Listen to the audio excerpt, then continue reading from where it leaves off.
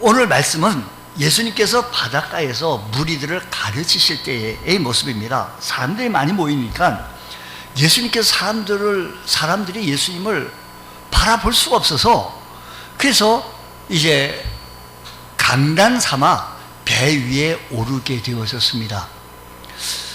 예수님께서 말씀을 가르치실 때 종종 비유로 전하시는데, 우리가 성지순례에 이렇게 가보면 예수님께서 그 당시 이런 마이크 시스템도 없을 것이고 이런 시스템이 없을 텐데 어떻게 그 많은 사람들, 5,000명을 먹이고도 남았다라고 성경 그렇게 쉽게 들리겠는데, 그렇다고 한다면 남자 말고 여자들까지 그럼 10,000명 이상이 되어지고 20,000명 가까이 애들까지 그 정도 되지 않게 추상을 해보는 겁니다. 그 많은 무리들을 어떻게 다 설명을 하고 설교를 했었을까라고 한번 의구심을 가져서 그때 상황에서 그때 그 장소로 한번 돌아가 보게 됩니다. 그래서 그 자리에 가가지고 사람들이 거기서 얘기를 해요. 조곤조곤하게 얘기를 합니다. 근데 그게 음향 시스템이 이렇게 그 밑에서 얘기해도 그게 예수님께서는 여기서 말씀하시면 저까지 잘 전달되시리라고 예수님께서 하셨겠지. 그래서 실제로 거기 가서 해봐요. 근데 저 뒤에까지 들리긴 들려요. 전혀 안 들리는 거예요. 마이크 시스템 해놓은 것처럼 들려요. 거기가. 어떻게 이렇게 됐냐. 그래서 그 모습을 잘 활용하셔서 예수님께서 말씀을 잘 전하셨다라는 겁니다. 근데 예수님께서 말씀을 전가하실 때 비유로 좀 잘 말씀하셔요. 오늘 말씀은, 우리 함께 읽었던 말씀은 씨 뿌리는 자의 비유입니다. 이 비유는 마태복음, 마가복음, 누가복음, 그리고 무슨 복음? 요한복음에도 이 말씀이 기록이 되어져 있습니다. 마태복음, 마태복음, 마가복음, 누가복음에 기록되어져 있습니다. 비유의 내용은 이렇습니다. 한 씨 뿌린 자가 씨를 뿌리는데 그 씨들이 각각 다른 곳에 떨어졌다는 겁니다. 씨를 뿌리는데 어떤 씨는 길가에, 어떤 씨는 가시떨기 밭에, 어떤 씨는 돌짝밭에, 어떤 씨는 좋은 땅에 이렇게 막 뿌려요. 여러분, 농부가요 씨를 뿌릴 때요 자기가 뿌리고자 하는 이 밭에 무엇을 심을 것인가를 먼저 머리에 계산을 하고, 그리고 그 밭을 일구어요. 자기 혼자 삽으로 일구진 못하겠고 트랙터 같은 것을 농기구를 이용해서 쭉 일구어요. 예전에는 뭐 소를 이용해서 또 일구었겠죠. 이렇게 뭘 하기 위해서? 씨를 심기 위해서요. 그런데 여기 씨 뿌리는 사람은요 씨를 그런 데 뿌렸다라는 겁니다.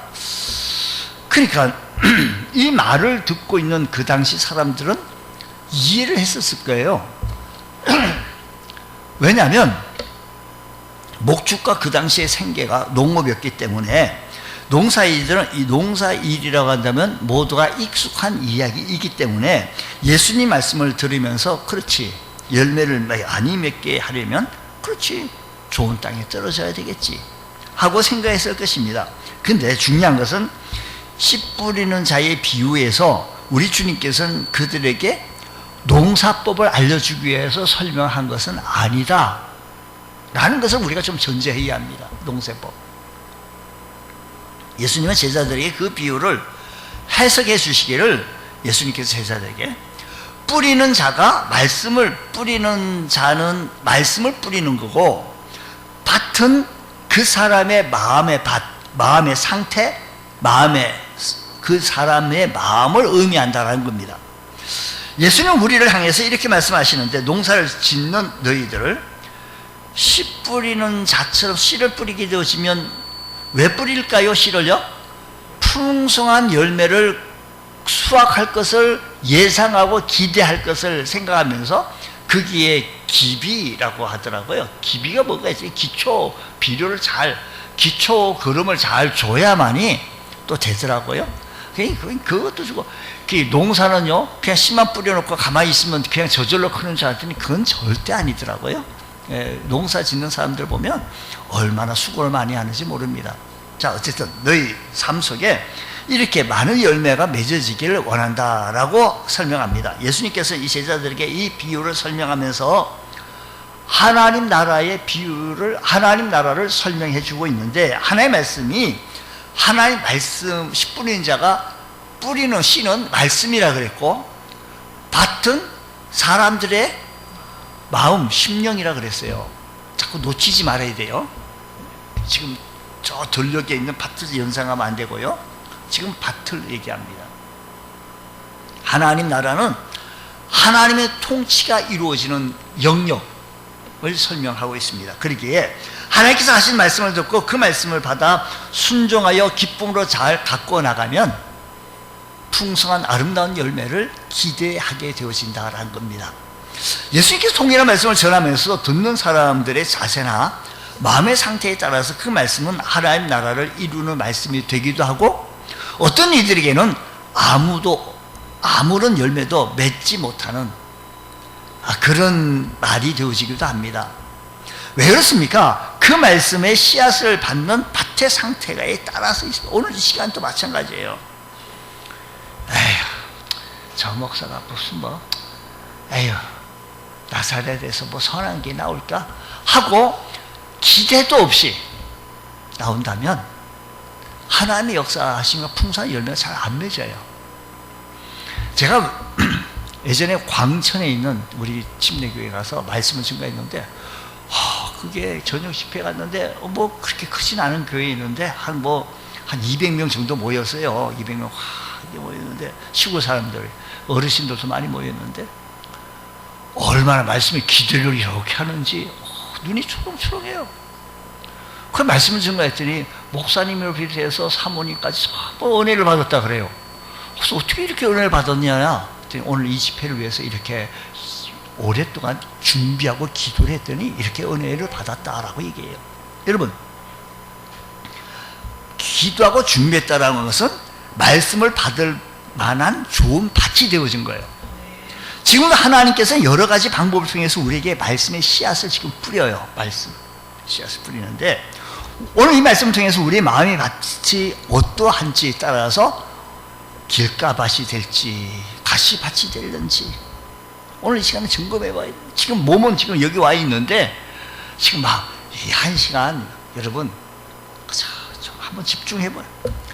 우리가 나이가 들다 보면 집중력이 조금 떨어지긴 떨어져요. 저도 이렇게 가다 보니까 집중력이 많이 떨어지긴 떨어지는데, 우리가 그럼에도 불구하고 집중력을 좀 살려서 하나님의 말씀에 집중하고 들으려고 하면 들려요.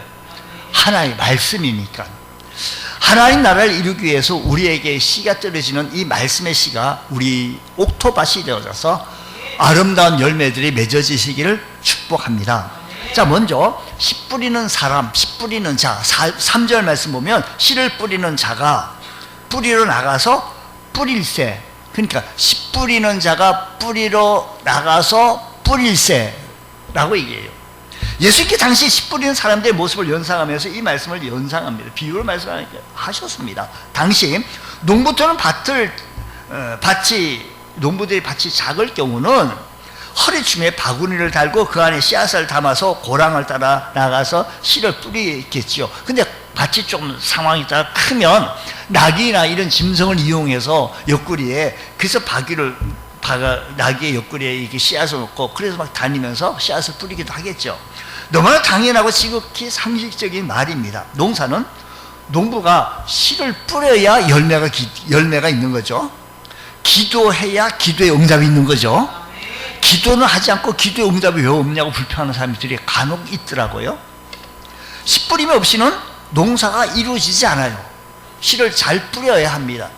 우리가 풍성한 열매를 맺으려면 우리 안에 하나님 역사하심이 일어나야 되는데, 그래서 우리는 언제나 하나님 역사하심을 기다려야 합니다. 하나님보다 앞서지 말고, 내가 이 말씀을 준비하면서 제가 복음성가를 좀 자주 듣는데,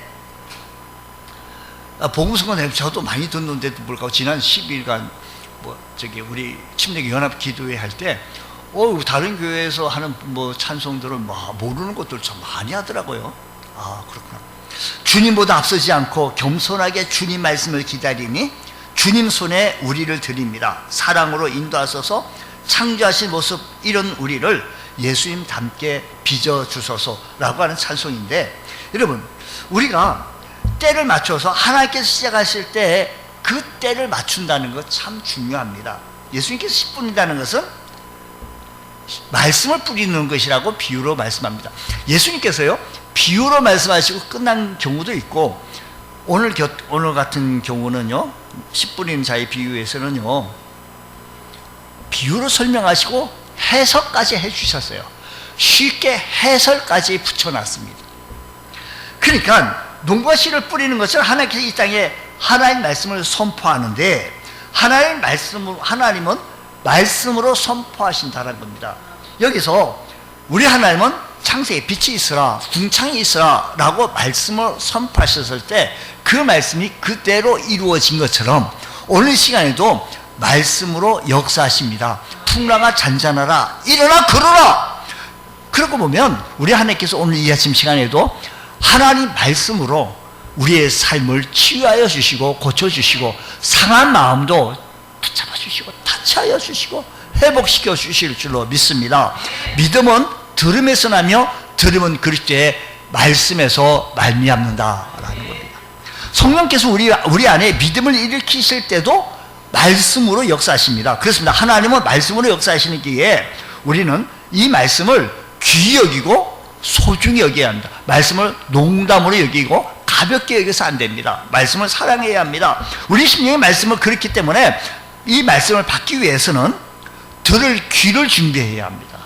말씀을 받기 위해서는 오늘 이 아침 시간에 들을 귀를 준비해야 되는데 9절에도 들을 귀 있는 자는 들으라 하고 했습니다.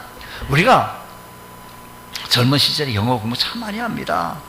우리 집 아이들도 참 이렇게 그 학교 다닐 때 한국 사람이요, 영어 공부한다는 것은 쉽지 않죠. 근데 우리 뭐 이렇게 시험 보고 어느 기업에서 볼 때 뭐 하여간 어느 선까지 이상 돼야 돼요. 아무리 뭐, 근데 토익 공부 한번 800점, 900점 맞는다는 것은 좀 쉽지 않겠죠. 한국 사람이. 근데 그렇게 받은 사람이 또 취업도 하고 또 길이 또 가더라고요, 보면. 우리가 영어 공부, 저도 젊었을 때 영어 공부한다고 그렇게 했는데 하도 스트레스 받으니까 꿈을 꾸는데도 그냥 영어로 꿈을 꿔요. 그냥 얼마나 스트레스가 되는지. 근데 영어에서 듣기를 잘해야 돼요. 뭔만 전마가 뭐라 카노? 열심히 미국 사람이 막 살라살라 했는데 못 알아들으니까 한국 사람이 가지고 전마가 뭐라 카노? 그냥 못 알아들었다는 얘기죠. 그냥 듣기를 잘해야 되는데 우리가 예전에 AFK는 뭐 또 들어보고 했지만 안 들려요. 비행기를 타고 가는데 승무원이 방송에서 비행기 안에서 뭐라고 하는데 전마가 뭐라 카노? 뭐 하나도 안 들리는 거죠.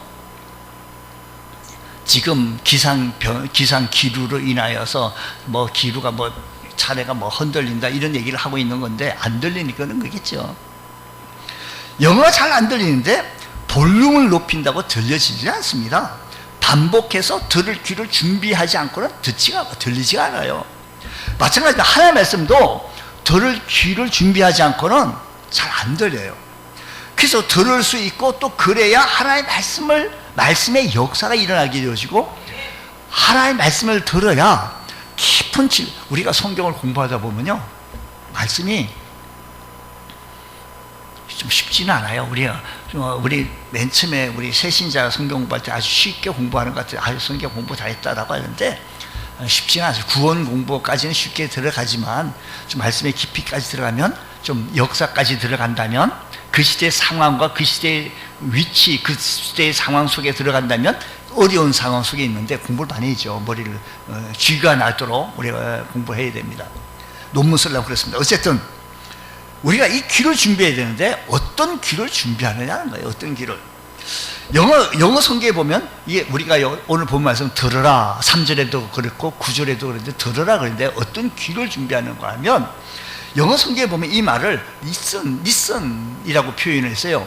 그러니까 이 말은 경청하다라는 이 표현입니다. 영어 표현에 듣는다 표현을 여러 가지로 용어로 좀 사용하고 있습니다. 그 중에서 hear와 listen이라고 하는 이 단어가 있게 되어지는, 대비하게 되어지는데, hear라고 하는 단어는 들려오는 것을 듣는 거예요. 이 hear라고 하는 것은 듣다, 들려오는 것을 듣는 것, 수동적으로 듣는 거예요.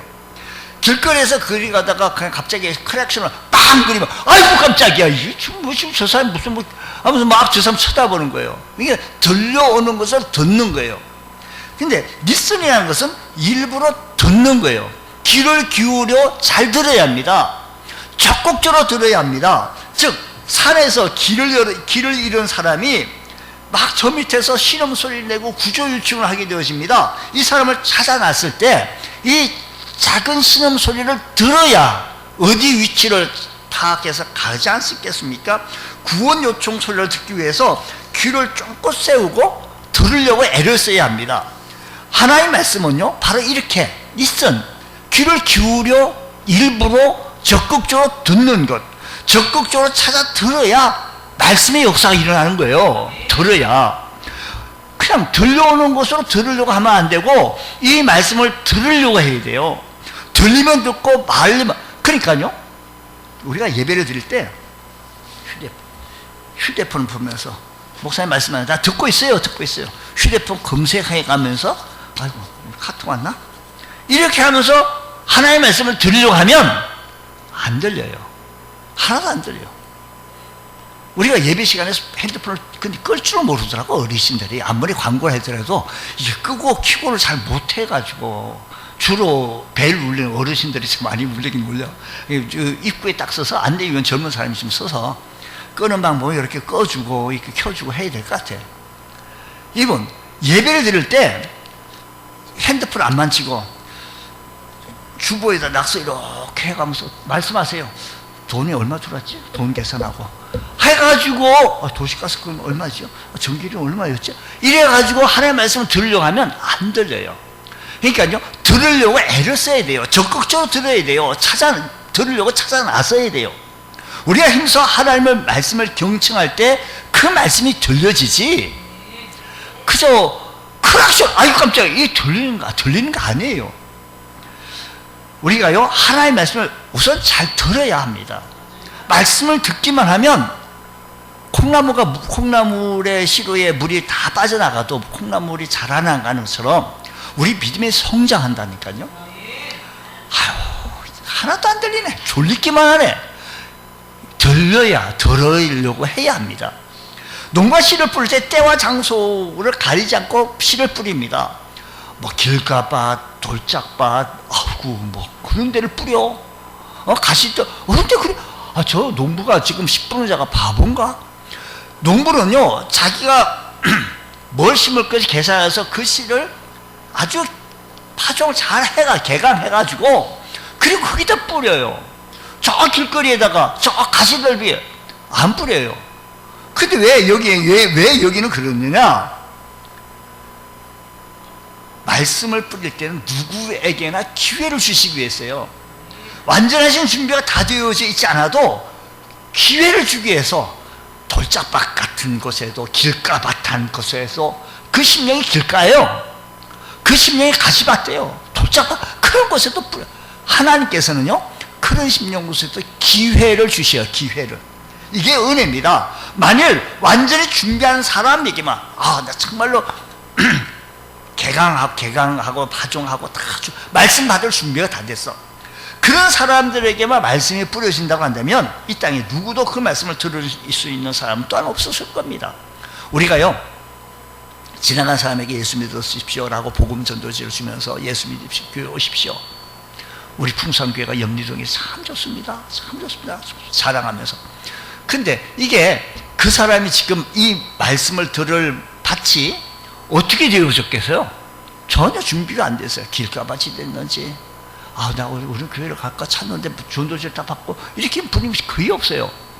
그러니까 누구도 말씀을 들을 수 있는 기회를 주기 위해서 길가 같은 밭에도 돌짝 같은 밭에도 그냥 말씀이 뿌려지는 거예요. 하나님 보시기에 그 심령이 길가 같아도 그게 말씀의 씨를 뿌리십니다. 돌밭 같아도 그게 말씀의 씨를 뿌린다는 겁니다. 가시떨기 같아도 그게 말씀이 뿌려진다는 겁니다. 물론 옥토에도 말씀이 뿌려진다는 것입니다. 근데 이 말씀을 뿌려질 때요 가장 중요한 것은 방해자들이 있습니다. 본문 여러 가지 방해자들이 나오는데 하나님 나라의 역사를 가로막는 무리들이 있습니다.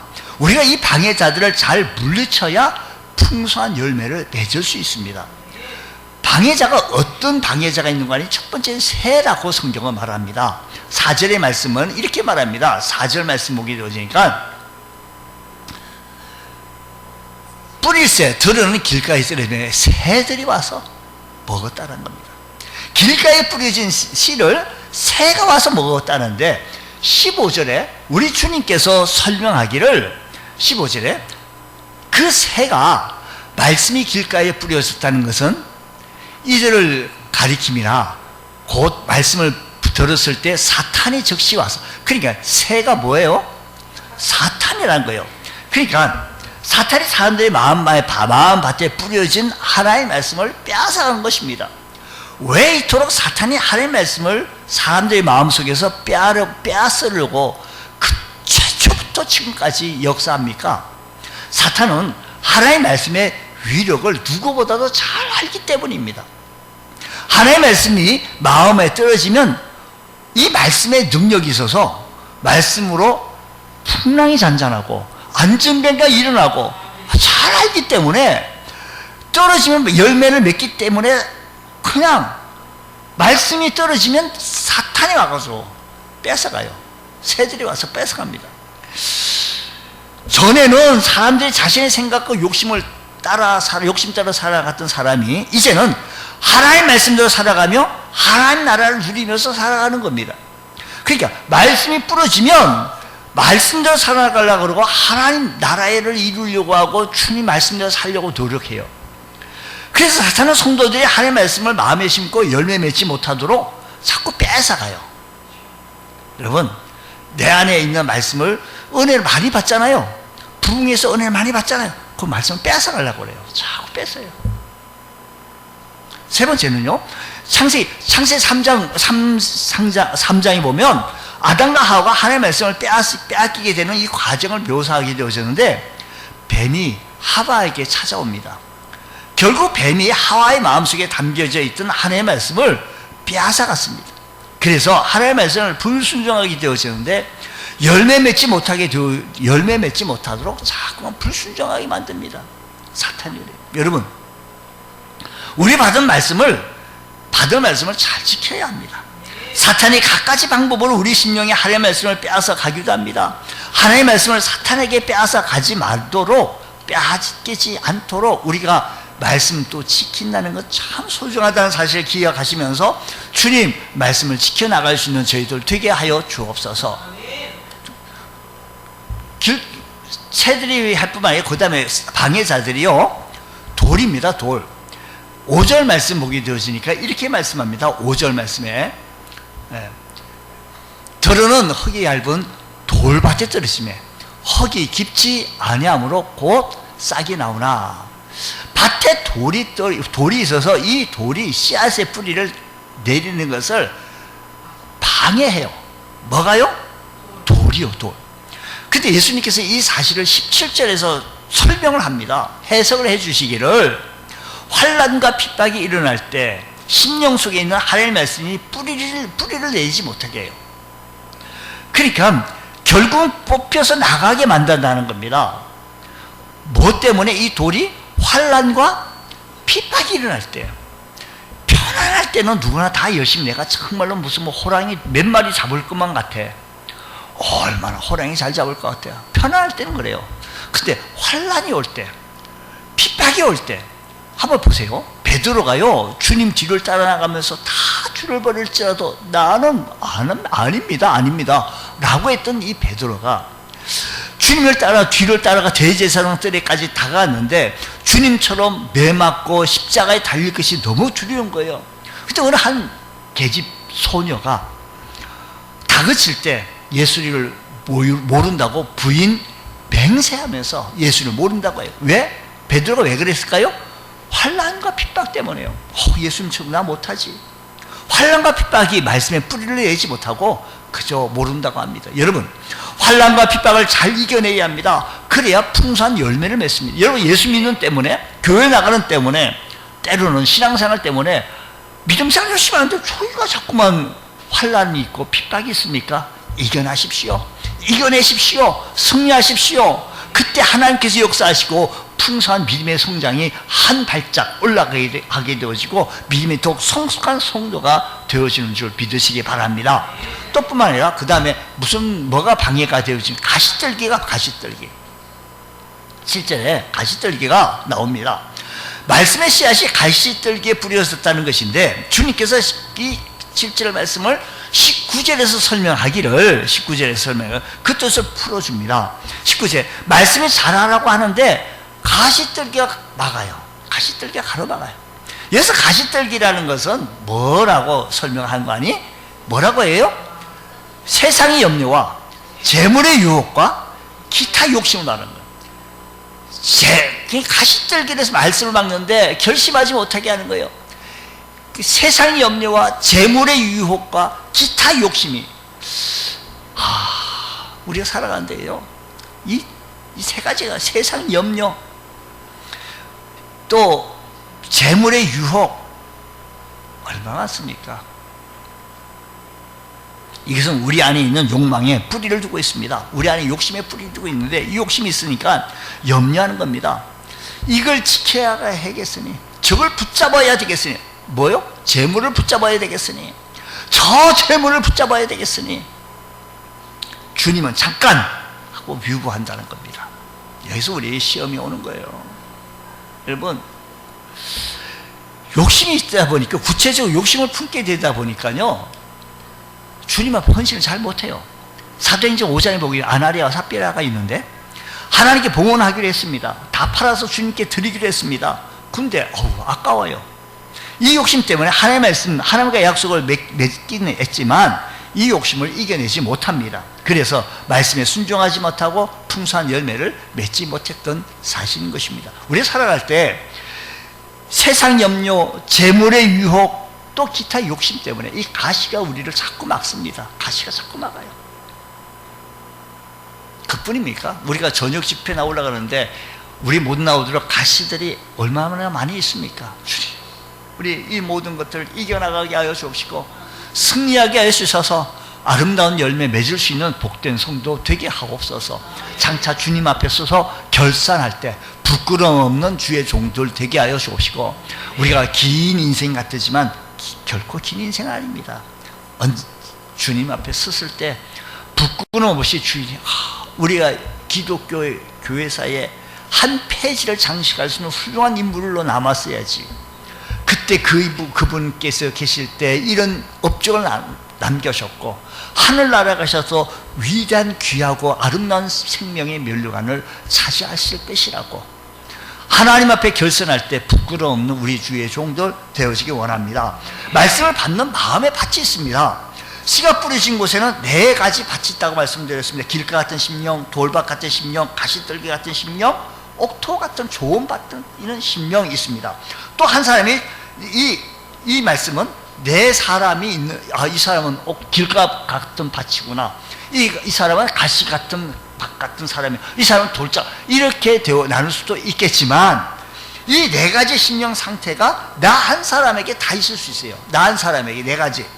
계속해서 어떤 때는 내가 옥토였다가 아멘 할렐루야 하다가, 어떤 때는요 가시등불만 돼가지고요 뭐에 하게 되어지는 거 아니, 재물과 세상의 염려와 재물의 유혹과 기타 욕심을 하여서 가시등불 방해자에 꽉 눌려있는 거예요. 방해에. 어떤 때는 돌밭 같게 되어져서요, 어떤 때는 길가같이 단단히 굳어져 가지고요 길가 같은 밭이 되어져요. 나 한 사람 속에서 이 4가지 밭이 다 나올 수 있어요. 다 나와요. 뿌릴새 들으는 길가에 떨어지면 새들이 와서 먹어버리는, 길가 같다는 것은 그 마음이 굳어져서 말씀이 들어가지 않아요. 그때는 말씀이 아멘 할렐루야 그랬는데, 구약 성경 보면 강팍했다는 말이 나오는데, 이 말은 굳세 강짝 괴팍할 팍자, 다시 말해서 남의 말을 듣지 않는 아주 얇은 팍이에요. 그러니까 고집세고 절대로 남의 말을 잘 듣지 않는 것, 이게 길가 같은 말이에요. 하나님 말씀 안 들려요. 씨앗이 땅속에 들어가지 못하기 때문에 싹이 틀 수가 없어요. 수분을 맺을 수가 없어요. 여러분, 우리 말에 씨알도 안 맥힌다는 말이 있습니다. 어떤 사람이 어떤 말을 해도 상대방이 전혀 받아들이지 않아요. 씨가 안 맥히는 거예요. 예수님 당시 씨알도 안 맥히던 사람이 대제사장, 서기관들, 바리새인들, 예수님께서 그때 시험에 들 정도로 강력하게 하나님의 말씀을 전했는데도 불구하고 전혀 들어가지 않습니다. 그들은 예수님의 말씀을 받지는 못했습니다. 그들은 예수님이 자신들의 권위 아래에 있지 못한 것에서 대제사장들, 서기관들, 바리새인들은 예수님을 못마땅하게 여겼습니다. 우리가 하나님의 말씀을 마음이 열고 받아야 합니다. 오늘 시간에도 말씀을 받아야 돼요. 집중해서 말씀을 받아야 합니다. 말씀을 들어야 합니다. 들으려고 노력해야 합니다. 정말 구조, 신음소리까지 들으려고 찾아서 나가야 해요. 찾아 나가야 돼요. 그래야 들려요. 돌밭 같은 마음은 어떤 심령인가 하니 5절에 들은 흙이 얇은 돌밭에 떨어져 흙이 깊지 아니하므로 흙이 깊지 않아요. 돌밭 같다는 것은 그 마음에 무슨 말인가요? 두려움이 가득해요. 환난과 핍박이 올 때 그 마음에 급과 두려움이 가득하게 되어집니다. 그래서 말씀이 들어가지 않아요. 예전에요, 모세가 지금 이스라엘 백성들을 이끌고 나가게 되어지는데 그때 왜 모세가 그걸 허락했는지 예수님 하나님께서 그렇게 하지 말라, 정탐하지 말고 들어가라 했는데 정탐하게 되었어요. 10명의 정탐꾼이 가보니까 그들은 기골이 장대하고 네피림 족속이고 거인들이고 네피림 후손처럼 신장이 장대한 자들이, 우리는 거기에 비하니까 메뚜기과 같은 거예요. 너무 그냥 약한 거예요. 우리는 안 됩니다. 우리는 안 됩니다. 그게 두려운 거예요. 그 두려움에 의해서 결국 열매를 맺지 못하게 돼서 들어가지 못합니다. 또 가시떨기 같은 마음이 있는 거예요. 가시떨기 같은 마음은요, 욕망으로 가득 채워진 마음이에요. 욕심으로 가득 채워요. 우리 사람은요, 욕심이 한이 없어요. 이게 채워지면 저게 채워지고, 그래서 머슬러라고 하는 사람은 욕망이 단계적으로 발전했는데 먹고 싶은 욕망, 자고 싶은 욕망 같은 생리적인 욕망이 충족이 다 되어지면 만족이 되고 무엇인가 가지고 싶은 욕망이 생겨요. 이게 만족되어지면 사랑하고 또 사랑받고 싶은 욕망이 생기는 거예요. 이게 만족되어지면 가지고 누리고 싶은 거예요. 내가 국회의원 좀 나갈까? 이게 다 누려지면, 이게 만족되어지면 인간답게 보람되게 살고자 하는 실현 욕망이 생긴다고 멋을 이렇게 삼각형 모양으로 쭉 올라간다. 이 욕심인데, 어쨌든 인간은 끝없는 욕심 속에 살아가고 있습니다. 우리의 심령이 이런 욕심에 정복당하게 되어지면 말씀이 씨앗이 들어갈 수가 없어요. 못 들어가요. 우리 이거 떨쳐버리고 재물의 유혹, 이런 기타 욕심에 떨쳐버리시고 주님 말씀을 받으려고 적극 좀 하셔야 합니다. 나서야 합니다. 이럴 때 하나님의 역사하심이 일어나게 되어지고 말씀을 들으려고 사모하시고 토요일부터 준비하시고 주일 하나님 앞에 나올 때 그렇게 나오지 마시고, 아니 여러분 잘 나오시는 거예요. 근데 좋은 옷을 입고 뭐 사치하라는 건 아니고요. 집에서 막 입던 옷을 입고 그냥 나오시지 마시고 그냥 좋은 옷을 입으시고 하나님 앞에 나올라 이쁘게 또 화장도 하시고 또 차려입고 넥타이도 매시고 하나님 앞에 나와서 예배해 보십시오. 하나님께서 말씀 들으려고 노력하실 때 역사가 일어나신 줄 믿으시기 바랍니다. 어떤 분이 어르신에게 교회를 나갈 때는 양복을 입고 넥타이를 메고 나가라 이렇게 가르쳐 줬어요. 그러니까 그 어르신 그 말 듣고 그대로 교회 나올 때 그렇게 나가요. 평소 때는 그냥 교회 나올 때만 입고 나오는 옷이 딱 해가지고 그때만 딱 입고 나서 집에 가서 그대로 벗어놓고 또 이렇게 가시더라고요. 여러분, 우리는 좋은 땅과 같은 마음이 되도록 마음의 밭을 자꾸 개간을 해야 돼요. 그래야 말씀이 들려지고 말씀이 은혜가 되어집니다. 말씀이 은혜가 되어져야 믿음이 성장하고 하나님의 축복도 받을 수 있습니다. 이게 막혔는데 하나님의 통로가 열려야, 말씀의 통로가 열려야 하나님의 은혜가 쏟아지고 하나님께서 이렇게 저렇게 역사하신 것을 체험하게 되어집니다. 8절 말씀은 들어는 좋은 땅에 떨어짐에 자라 무성하여. 좋은 땅에 떨어졌다는 것은 좋은 심령이 떨어졌더니 자라 무성하여 결실하였으니 30배, 60배, 100배가 되었다. 좋은 땅이라는 말씀을 듣고 받아 열매 맺는 마음의 밭을 말하게 되어지는데, 이 밭을 잘 설명한 예가 있어요. 사도행전에 보면 베레아 사람이 나오는데 이들은 간절한 마음으로 말씀을 받고 이것이 그러한가 날마다 성경을 상고했다는 거예요. 성경. 베레아 사람들은 말씀을 사모하며 말씀을 상고했어요. 그리고 말씀을 받고 나면 그 말씀을 날마다 상고하는 거예요. 말씀을 오늘 주일날 말씀을 받았다면 그 말씀을 상고하는 거예요. 묵상하는 거예요. 그 말씀 따라 살려고 노력하고 행하려고 노력한 겁니다. 아, 주님께서 이렇게 말씀하셨지. 우리 이렇게 말씀 따라 살아갈 수 있는 귀한 은혜가 있길 원합니다. 좋은 땅과 같은 마음은 늘 말씀을 사모하는 말씀입니다. 상고하는 마음입니다. 성 시편은 이렇게 말합니다. 복 있는 사람은 오직 여호와의 율법을 즐거워하며 그 율법을 주야로 묵상하는 자도다. 주야로. 그러니까 우리 좋은 땅에 떨어진 심령의 마음의 밭은 말씀을 주야로 묵상하는 밭이 좋은 땅에 떨어진 밭입니다. 우리 마음의 밭은 네 가지 밭을 다 이룰 수가 있어요. 좋은 땅이 될 수도 있고 옥토 될 수가 길가, 그리고 가시덤불, 이렇게 돼서 돌짝 같은 그런 밭이 될 수가 있어요. 그러니까 우리는 이 밭을 돌짝 되지 않도록 우리 마음을 자꾸 개간하지 않냐면 이 험한 세상 믿음 생활 잘 하라고 내버려 주지 않아요. 신앙생활 잘 하라고 유혹을 자꾸 해요. 사탄이 와서 뺏어가요. 유혹에서 자꾸 넘어져요. 하나님의 말씀을 우리 단단히 붙잡고 환난과 박해가 오더라도 세상의 유혹과 시험이 온다 할지라도 하나님의 말씀에 다스림을 받으시기 바랍니다. 시험이라고 하는 것은 목사도 와요. 장로님은 더 오고요. 목사는 더 오고요. 목사는 시험은 안 받을 거다. 아니요. 오히려 시험 안 받는 사람 저 새신자들은 안 받아요. 아이고, 우리 신생 한 3살 되는 어린아이가요, 뭘 먹을까 걱정해요? 무엇을 입을까 걱정해요? 시험도 없어요. 여러분, 내가 성장하는 과정 속에서는 시험이 있었을 때 주여 하나님의 말씀에 다스림을 받으며 하나님의 지배를 받으며 하나님의 인도를 받으며 하나님의 말씀에 충만한 삶을 살아갈 수 있는 귀한 은혜가 있기를 원합니다. 그래서 우리 마음속에 하나님 말씀으로 가득해져서 하나님만으로 충분하며 예수님 한 분만으로 감사하며 예수님 한 분만 자랑하고 나가기에 부족함이 없는 귀한 삶 되어지시기를 주의 이름으로 축복합니다.